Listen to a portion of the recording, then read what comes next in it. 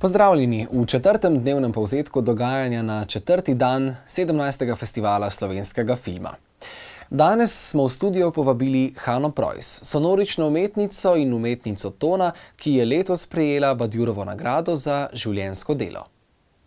Žal pa Hane danes z nami ni v studiu, zato nam je po e-pošti poslala zvočni posnetek, ekskluzivno samo za našo oddajo. Prisluhnimo.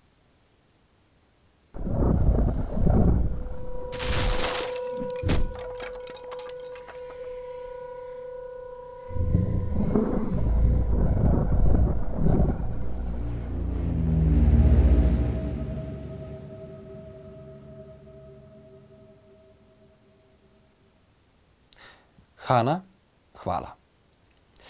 Tudi sicer je bilo današnje dogajanje zelo pestro. Poleg dveh programov Panorame ste si ob 13. uri lahko ogledali sklop Študijski filmi 2. Metliški sokoli so telovadno društvo. Poleg telovadbe in druženja pa imajo radi tudi pečenko in špricer. Film Zdravo režiserke Eme Muc.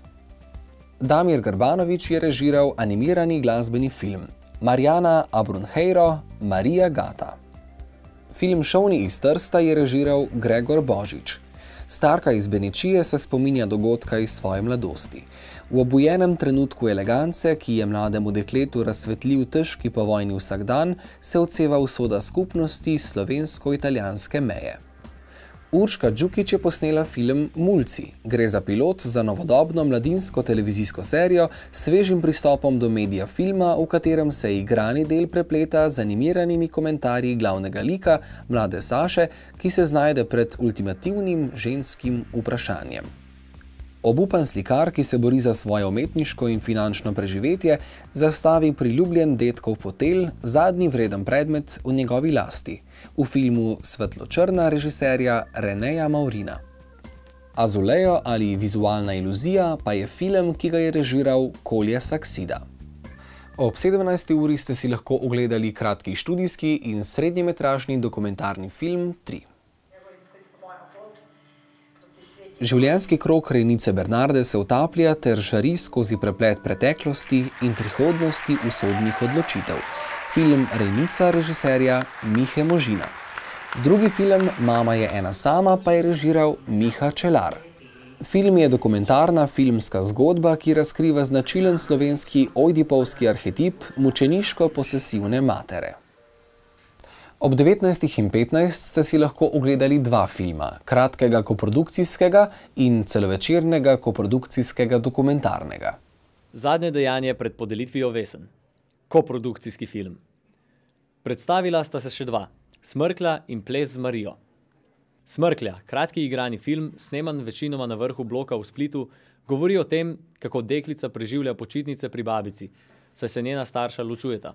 Ob tem vstopa v novo fazo življenja, ko se spreminja v najstnico v družbi fanta Zaneta. Sledil je dokumentarni film o Mariji Fuchs. Gre za mentorico plesa, ki uči ljudi plesati pravzaprav brez prave koreografije. Njeni učenci morajo namreč začutiti gibe skozi energijo v telesu. Ni bilo lahko na začetku, ker mislim, Marija Fuchs je ženska in umetnica, ki zelo čuva svoj prostor, svoj osebni prostor. Zato ni bilo lahko, da do tistega prostora bi prišel s kamero. Snemanje je potekalo še kar precej časa, skoraj 3 leta, tako da v teh 3 letih sem tudi svoj osebni odnos z Marijo tudi spremenil, je zrasel in tako, mislim, da tako smo prišli do filma. Film je tudi, recimo, je tudi izraz svojega osebnega odnosa z Marijo, ne samo, mislim, čisto snemanje, ne. Vrhunec sobote pa je bila zagotovo podelitev vesen najboljšim filmom. V tej oddaji vam dobitnikov žal ne bomo zaupali. Če si želite izvedeti, kdo je dobil vesne za najboljši film, dokumentarni film, študijski film in vse ostalo, si poglejte našo posebno oddajo. Lahko pa vam zaupam, da je vesno za najboljši celovečerni film dobil film